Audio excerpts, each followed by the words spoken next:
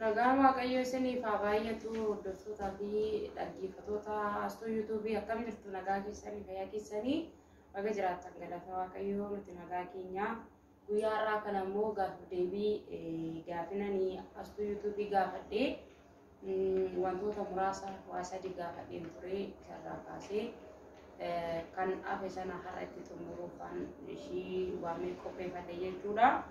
Kanaaf bakka jirtanitti viidiyoo kana like, share, comment gochuun dagatinaa isiniin jedha. Nagaa isiniif haa ta'u. Hashuma harka fuunee dhaggeeffattoota hordoftoota ashtu akkam jirtu nagaa keessanii galata Waaqayyoon obboleettiin keessan nagaadha. Egaa har'a obboleettii keenya Caalii Tuubii wajjin dhufnee jirra.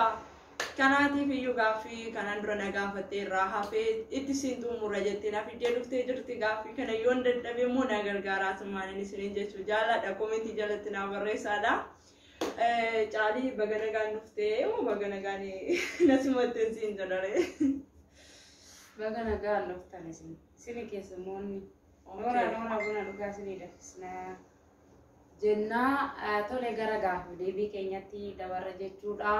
Waa sadiin gaafadhee yaaddattu yoo ta'e maqaa isheerraa kaasee hanga yoom heerumtaa jedhutti lama gaaffii sadiitti ishii gaafadhee amma gaaffii torbaattan baasee ture garuu viidiyoon keenya adda waan citeefi har'a sadiitti fullaasa jechuudha.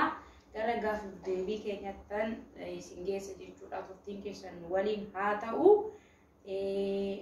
Egaa achumarraa ka'een itti fufa jechuudha bakka dhaabee ka'eeni. Gaaffii koo arfaffaadha. Astuu YouTuberiin ijoollee meeqa godhachuu barbaadda jedheen gaafadhaa. Mee ijoollee meeqa godhachuu barbaadda? Wayii isa kanallee murteessuun hin ulfaata garuu akka yaada kiyyaatti ijoollee 4 godhachuu barbaada. Abbaa manaa keetii walii galteef immoo akkasumatti kophaa keeti? Ammasitti illee waliin galle garuu yaaduma kiyya keessa kan jiru malee yaada namaatiin hin murteessine. Tole guddaa galatoomii dhiira meeqa qabdu bara meeqa qabdu sii ta'anii itti gammadda? Walqixxee lamaan isaanii dhiiras 2 shamarris 2. Hangafa garuu maal godhachuu barbaadda? Dhiira. Warri dhiira laayikii godhaadha. Eeshi gaaffiin kiyya sadaffaanii astuu YouTuberiin tun hiriyaa qabdi. Hiriyaa qabdu sana keessaa immoo hiriyaan kee baay'ee ati jaallattu eenyudha? Wayii gaaffiin kun illee ulfaataadha.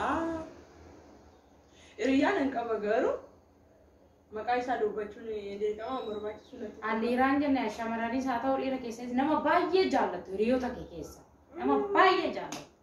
Nama baay'ee jaalladhu. Nan qaba sirriidha. Namni baay'ee jaalladhu jechuudha. Asumaan Burtukaan Tasfaayeeti jechuudha. Burtukaan Tasfaayee yoo akka jabaa dhaggeeffatte baay'ee iddoo guddaa qabda na biraati isin jechuu barbaadeeni. Warri kaan astee Burtukaan immoo laayikii ta'anii. Laayikii hunduma namaa hin jaalladha garuu isheen iddoo olaanaa qabdi keessa kiyyaati. Namoota baay'eedha garuu kan jirani. Yeroo akkas jedhu immoo isiniin jibbuu kiyyaa miti. Hunduma keessaniyyuu baay'een isin jaalladha dhugaa. Tole gaaffii shanaffaa akeekkachiifteettaa gara gaaffii ja'affaatti darbu YouTube keetti yeroo siif reegamuu qabu yookaan qarshii YouTubein kun ennaa sii kaffaluu jalqabu dursaa maal gootanii? Yeroo jalqabaatiif yeroo jalqabaatiif hamma Waaqayyo na gargaaree yaada kiyya keessa kan jiru jechuudha. Kennaa godhee mana Waaqayyootiif kennuudha. Tole guddaa galatoomii yoomis akkasuma gaaffiin kiyya isheef dhumaanii inni golaba ani gaafaniiru moo maal waadaa naaf galtaa saba kana fuulduratti YouTube kana fuulduratti viidiyoo kana danaa keessa seetii naa godhaadha. Ani gaafaniiru moo maal naaf goota waadaa maal naaf galta? Maal ijoollee akkasii kun indee akkasin jedhama? Akka kiyyatti akka ani beekutti garuu gaafa namni heerumu nama sanatti himee kana sii godha jedheetanii nuti hin ta'ini. Laa waan ani beeku waa waadaa naa galtu tokko waan tokkodha. Mee maal barbaadda amma? Laa situ jedha.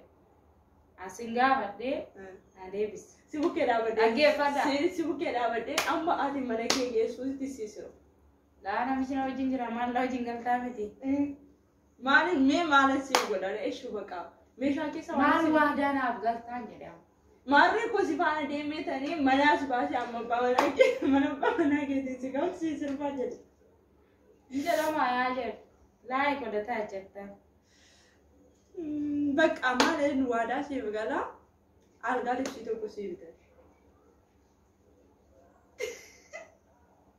Uffatanii bulu kamaarra gina qabandi hin ta'u.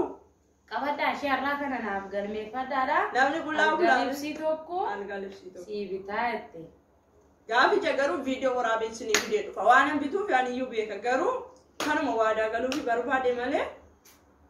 Gaa guddaa galatoomaa isiniin jenna. Viidiyoon keenya kun gaafii torban dhiyeessee fi garuu yeroo sana waan adda nu jalaa citeef amma sadiitti gaafadhee ture irra immoo afurii kaasee hanga torbaatti ishii jirtuni gaafadhe jechuudha. Gaafii kiyya deebisuudhaaf qophooftee dhufuu keetiif galatoomaa jedha. Oromoonni immoo laayik sheer gochuudhaan daawwachuudhaan jajjabeessaa isiniin jedha wal jajjabeessadha. Guddaa galatoomii siin jedha isinis guddaa galatooma.